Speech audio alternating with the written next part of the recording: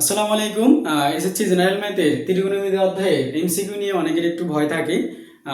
এটা ভয় থাকার মূল কারণ হচ্ছে এই অধ্যায়ের সূত্রগুলো আত্মস্থ না করা। যে তুলনামূলক ভালো এই সূত্রগুলো আত্মস্থ করতে পারবে সে এগিয়ে থাকবে। তো আমি কিছু এমসিকিউ রাখছি এখানে, সবগুলো এগুলো বোর্ড কোশ্চেন। এগুলোর মাধ্যমে এই অধ্যায়ের বেসিকগুলোকে একটু জানার চেষ্টা করব। তো চলুন আমরা শুরু করি। প্রথমে আমি রাখছি tan থিটা ইকুয়াল হচ্ছে 4 ভাগ হচ্ছে 3 হলে sec থিটা ইকুয়াল কত। tan থিটা, তার মানে প্রথমে আমাদের চিন্তা করে নিতে হবে, এরকম একটা ত্রিভুজ চিন্তা করে নিতে হবে। তাহলে এটা এই ত্রিভুজ, এটা সমকোণ। tan থিটা মানে হচ্ছে লম্ব ভাগ ভূমি, তাহলে এটা লম্ব ধরলাম, এটা লম্ব, এটা ভূমি। তাহলে এটা যদি 4 হয়, এটা যদি 3 হয়, তাহলে অবশ্যই এটা 5 হবে। এটা কিভাবে 5 হবে? আমরা জানি হচ্ছে ত্রিকোণমিতি পিথাগোরাসের সূত্র অনুসারে যেটা জানি সেটা হচ্ছে এটা, যে পিথাগোরাসের সূত্র হচ্ছে অতিভুজ স্কয়ার ইকুয়াল লম্ব স্কয়ার বাই ভূমি স্কয়ার। সেই ক্ষেত্রে লম্ব আর ভূমি এই দুটার বর্গের সমষ্টি হবে অতিভুজের বর্গের সমান। অর্থাৎ 4 4 16, 3 3 9, তাহলে 16 আর 9 যোগ করলে হচ্ছে 25। তাহলে সেক্ষেত্রে এটা হবে 5, তখন 5 এর স্কয়ার দিলে 25, যেটা পিথাগোরাসকে সমর্থন করে। যেহেতু tan থিটা এর লম্ব ভাগ ভূমি, আমার sec থিটা চাইছে। ধরুন আমি sec থিটা জানি না, আমাদের বেসিক তিনটা মুখস্থ রাখতে হবে, একটা হচ্ছে sin, tan আর একটা cos। তো sin, সরি এখানে কি চাইছে sec, তার মানে cos জানি, cos থিটা এগুলো আমরা কি জানি যে ভূমি ভাগ অতিভুজ, তার মানে sec থিটা এগুলো কি অতিভুজ ভাগ ভূমি। তাহলে এটা অতিভুজ হচ্ছে এটা 5, আর থিটা হচ্ছে ভূমি, তাহলে sec থিটা এগুলো অতিভুজ ভাগ ভূমি। তাহলে কি আসলে অ্যানসার? তাহলে 5 ভাগ হচ্ছে 3 আসে, এটার এটা অ্যানসার। আচ্ছা পরটাতে আসি। cot থিটা ইকুয়াল যেটা বলছে আর কি, cot x equal root 1 minus cos square x। তাহলে এটা করতে গেলে তাহলে আমি যেটা জানি যে cot x, তাই না, এই যে root 1 minus cos square x, তাহলে এই যে cot x আমি রাখলাম, cot x, এই যে রুট 1 মাইনাস cos স্কয়ার মানে লেখা যায় হচ্ছে sin স্কয়ার x। আমরা কিন্তু জানি যে sin square plus cos square equal 1 সেই ধারাবাহিকতার সাপেক্ষে। তো এখানে আমি লিখলাম যে cot x, দেখো স্কয়ার রুট কাটা গেল, তাহলে আমার থাকলে হচ্ছে sin x। cot ইকুয়াল লেখা যায় হচ্ছে cos x, cos x ভাগ হচ্ছে sin x, লেখা যায় sin x ইনটু এখানে থাকলে হচ্ছে sin x। তাহলে এই sin x এই sin x কাটা, তাহলে কি থাকলো এই যে cos x। তার মানে এটার অ্যানসার দাঁড়াবে হচ্ছে cos x এটা। তারপরে পরটা কি বলছে যে sec theta equal 1 minus cos square theta, একই নিয়মে এটাও সেম নিয়মই হবে আমাদের। এটা একটু লিখি আমরা, তাহলে এটা হবে sec theta.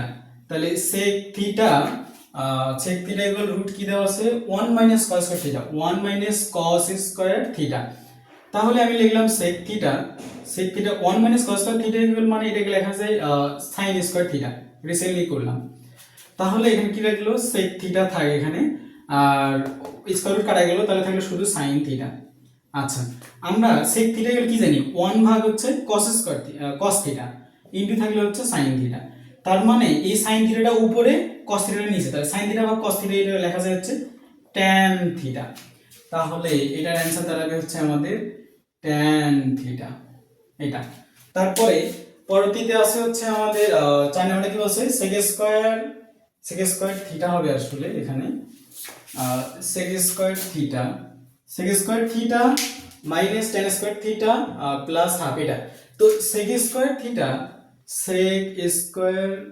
Theta minus tan square theta plus 1, sorry এটা প্লাস হচ্ছে হাফ দেওয়া আছে, তাই না, এর মান চাইছে। তার মানে এর মানের ক্ষেত্রে খেয়াল করো sec square theta minus tan square theta equal হচ্ছে 1, এটা সূত্র। একইভাবে cosec square theta minus cot square equal 1, আর একটা হচ্ছে sin square plus cos square equal 1, এটা মনে রাখতে হবে। তাহলে এটা 1 প্লাস এখানে হাফ আছে রাখলাম, তাহলে লসাগু করতে হবে, তাহলে 2, তাহলে 2 অক্ষে 2 প্লাস হচ্ছে 1, তার মানে কি হলো 3 ভাগ হচ্ছে 2। তাহলে 3 ভাগ 2 এটা কার অ্যানসার? এটা হচ্ছে আমার 4 নাম্বার অ্যানসার। এটার অ্যানসার হচ্ছে 3 ভাগ 2, তাহলে 3 ভাগ 2। আচ্ছা একই ভাবে যদি পরটাতে যাই 5 নাম্বারটাতে কি বলছে আমাদের? 5 নাম্বারটাতে বলছে যে sin থিটা ইকুয়াল হচ্ছে √3 ভাগ হচ্ছে 2। আচ্ছা তো tan থিটা ইকুয়াল কত? আচ্ছা sin থিটা ইকুয়াল হচ্ছে √3 ভাগ 2, তাহলে যদি আমি একটা ত্রিভুজ চিন্তা করে নিই, তাহলে একটা জিনিস খেয়াল করে দেখো, আমরা sin থিটা মানে কি ভূমি বাহুর সাপেক্ষে হচ্ছে লম্ব ভাগ অতিভুজ। সেক্ষেত্রে sin থিটা হচ্ছে লম্ব ভাগ অতিভুজ, তাহলে লম্ব দেওয়া আছে হচ্ছে √3, নিয়ে দেওয়া আছে √3, অতিভুজ দেওয়া আছে হচ্ছে 2, তার মানে এটা কত? তার মানে এটা পিথাগোরাসের সূত্র অনুযায়ী যদি করতে যাই তাহলে এটা ভূমিটা চাইছে, ভূমিটা লাগবে আমাদের। তার মানে এটা অধিভুজ স্কয়ার, তাহলে 2 এর উপর স্কয়ার মানে 4, 4 মাইনাস মাইনাস দেওয়া হচ্ছে √3 এর উপর স্কয়ার, তার মানে শুধু 3, তাহলে 4 এর থেকে 3 বাদ দিলে 1, তাহলে এটা হবে 1। এটা কিন্তু পিথাগোরাসের সূত্র অনুসারে, অবশ্যই খেয়াল রাখতে হবে। আচ্ছা, এখন আমরা চাইছি যে আমার tan থিটা, tan মানে কি লম্ব ভাগ হচ্ছে ভূমি, তাহলে tan থিটা লম্ব ভাগ ভূমি, লম্ব কত? এই যে √3, নিচে ভূমি, ভূমির তো কোনো ভ্যালু নেই 1 যেহেতু। আচ্ছা, তারপরটা আসি sin থিটা ইকুয়াল হাফ হলে tan থিটা ইকুয়াল কত? sin থিটা ইকুয়াল যদি হাফ হয়, এটা যদি হাফ হয় তাহলে চাইছে কি tan থিটা কত? আচ্ছা, তাহলে আমি থিটা মানে বের করে নিই। তাহলে sin থিটা, তাহলে sin থিটা, sin কত ডিগ্রির মান হাফ? sin 30 ডিগ্রির মান হাফ, তার মানে sin sin ভ্যানিশ, তাহলে থিটা কে কত পাইলাম? 30। তাহলে এবার চাইছে কি আমার বলছে tan থিটা ইকুয়াল কত? তাহলে থিটার মান যেহেতু 30, তাহলে tan থিটা, তাহলে tan 30 ডিগ্রির মান হচ্ছে 1 ভাগ √3, তাই না? তাহলে এটার মান হচ্ছে 1 ভাগ √3। আচ্ছা, তারপরে আসি 7 নম্বরে কি বলছে? tan থিটা ইকুয়াল, 7 নম্বরটা কি বলছে দেখি। 7 নম্বরটা বলছে হচ্ছে এটা যে tan থিটা ইকুয়াল, তাহলে tan থিটা ইকুয়াল, সরি এটা ব্র্যাকেটে আছে, tan theta minus 60, theta minus 60 equal হচ্ছে কি দেওয়া আছে? 1 ভাগ √3। আচ্ছা, এই ক্ষেত্রে আমাদের যেটা জানতে হবে সেটা হচ্ছে tan থিটা মাইনাস 60 রাখলাম, আর tan কত ডিগ্রি মান? 1 ভাগ √3, 30 ডিগ্রি মান, তাই না? tan 30 ডিগ্রি মান, আর tan 60 ডিগ্রি মান চলে জাস্ট √3, তাই না? তাহলে tan ভ্যানিশ, তাহলে কি থাকলো? থিটা মাইনাস 60 ইকুয়াল হচ্ছে 30। তো এবার খেয়াল করে দেখো যে অতএব থিটা ইকুয়াল এই মাইনাস 60 ওই পাশে প্লাস হয়ে যাবে, তাহলে 30 প্লাস হচ্ছে 60, তার মানে হয়ে গেল 90 ডিগ্রি। তাহলে থিটার মান 90 ডিগ্রি, আমি চাইছি কি আমার 7 নম্বর 90 ডিগ্রি, তাহলে সাইন থিটা, তাহলে 90 ডিগ্রি, তাহলে সাইন 90 ডিগ্রি মান হচ্ছে 1, সাইন 0 ডিগ্রি মান 0, 30 ডিগ্রি মান হাফ, 45 ডিগ্রি মান 1 ভাগ √2, 60 ডিগ্রি মান হচ্ছে √3 ভাগ 2, আর 90 ডিগ্রি মান 1, মাসুর একটা হবে এটা। তারপরে আসে হচ্ছে 8 নম্বরটা কি বলছে? এটা 7 নম্বর ছিল। আচ্ছা, তাহলে 8 নম্বরটা কি বলছে দেখো, 8 নম্বরটা এখন দেখি। 8 নম্বরটা tan থিটা দেওয়া আছে, tan থিটা থিটা প্লাস হচ্ছে 30 ডিগ্রি, এটা ইকুয়াল দেওয়া আছে হচ্ছে √3, ইকুয়াল দেওয়া আছে √3, তাহলে এখান থেকে থিটা চাইছে শুধু। আচ্ছা, তাহলে tan থিটা প্লাস হচ্ছে 30 ডিগ্রি ইকুয়াল tan কত ডিগ্রি মান? √3, 60 ডিগ্রি মান, তাই না? তাহলে এটা হচ্ছে 60 ডিগ্রি, তাহলে tan ভ্যানিশ, তাহলে থিটা প্লাস 30 ইকুয়াল হচ্ছে কত? 60 ডিগ্রি, তাই না? তাহলে এখানে অতএব থিটা ইকুয়াল এপাশে 30 প্লাস হলে এপাশে মাইনাস হয়ে যাবে, তাহলে 60 মাইনাস হচ্ছে 30, তার মানে অবশ্যই হচ্ছে 30 ডিগ্রি, তাই না? তাহলে থিটার মান 30 ডিগ্রি। কয় নম্বর? 8। তাহলে 8 নম্বর থিটার মান হচ্ছে 30 ডিগ্রি। আচ্ছা, একইভাবে আমরা যাব হচ্ছে 9 নম্বরে। 9 নম্বরটা কি বলছে দেখি। 9 নম্বরটা বলছে হচ্ছে tan 9 নম্বরটা বলছে tan sin 3 থিটা ইকুয়াল দেওয়া আছে হচ্ছে cos 3 থিটা, তাহলে cos 3 থিটা এটা দেয়া আছে। আচ্ছা, এটা হলে চাইছে যে থিটার মান কত। আচ্ছা, এই ক্ষেত্রে আমাদের করণীয় যেটা হবে, সাইন কসের যখন এরকম প্যাটার্নগুলো দেখবা তখন সবগুলো এক পাশে আনার চেষ্টা করবা। সেক্ষেত্রে যেটা করবো আমি, দেখো আমি লিখলাম সাইন 3 থিটা, নিচে লিখলাম হচ্ছে cos 3 থিটা ইকুয়াল হচ্ছে 1, মানে আমি এই মানটাকে এর নিচে কনভার্ট করলাম, এখানে কিছু নেই মানে 1 থাকে, আর যদি আর দ্বিগুণ করি তাহলে আগের লাইন আবার আসবে। আচ্ছা, তার মানে সাইন থিটা বা cos থিটা, তার মানে এটাকে লেখা যাবে হচ্ছে tan 3 থিটা ইকুয়াল হচ্ছে 1। আচ্ছা, এবার খেয়াল করি আমরা, তাহলে tan 3 থিটা ইকুয়াল হচ্ছে 1, তাহলে tan কত ডিগ্রি মান? 45 ডিগ্রি মান, তাই না? তাহলে tan 45 ডিগ্রি মান হচ্ছে 1, তাহলে tan ভ্যানিশ, তাহলে 3 থিটা, তাহলে 3 থিটা ইকুয়াল হচ্ছে কত? 45, 45, আমার তো থিটা চাই, তাই না? তাহলে থিটা ইকুয়াল 45 ভাগ কত? 3, তাহলে 45 ভাগ 3, 3 পূর্ণাঙ্গ 45, হ্যাঁ 3 পূর্ণাঙ্গ 45, এটা তাহলে থিটা মান হচ্ছে 45, চাইছে এখানে 9 নম্বর থিটা ইকুয়াল কত? তাহলে এটা মানে হচ্ছে 45, 45, ঠিক আছে। একইভাবে 10 নম্বরে কি বলছে? tan 3 থিটা ইকুয়াল √3 হলে cos 3 থিটা এর মান কত? আচ্ছা, এখান থেকে 3a আর কি, যাই এখান থেকে এর মান আমি বের করে নিই। আচ্ছা, 10 নম্বরে যাই। 10 নম্বরটা কি বলছে? 10 নম্বরটা বলছে হচ্ছে 10 নম্বর বলছে tan 3a, তাহলে tan 3a ইকুয়াল দেওয়া আছে হচ্ছে √3 ইকুয়াল দেওয়া আছে হচ্ছে √3। আচ্ছা দেখো তাহলে এক্ষেত্রে tan 3a ইকুয়াল হচ্ছে tan কত ডিগ্রি মান √3, tan হচ্ছে 60 ডিগ্রি মান √3, তাই না? তাহলে tan 60 ডিগ্রি মান √3, তাহলে tan ভ্যানিশ, তাহলে কি থাকলো 3a, ও 3a ইকুয়াল হচ্ছে 60 ডিগ্রি, অতএব তাহলে a ইকুয়াল তাহলে 60 ভাগ হচ্ছে 3, তাই না? তাহলে 3 বিষম 60, তাহলে এটা আসলে 20, তাহলে এর ভ্যালু আসলে 20, এর ভ্যালু যদি 20 আসে চাইছে কি এই যে ভালো করে দেখো, তাহলে cos কত এর ভ্যালু হচ্ছে 20, তাহলে 20 যদি হয় তাহলে 3 বিষম 60, তাহলে cos 60 ডিগ্রি মান কত?